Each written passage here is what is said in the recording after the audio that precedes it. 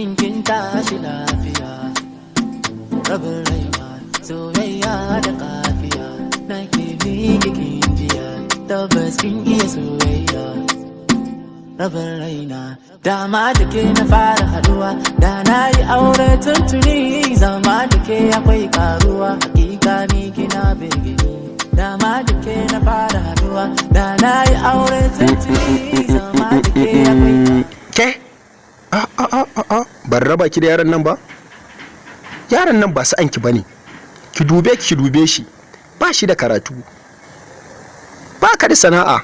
Ran nan sai da karka gaisha, ba ka da sana'a, ta ya za ka zo ka nemi auren yata?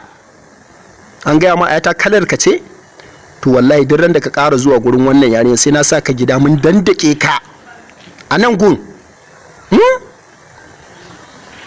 Shiga gida.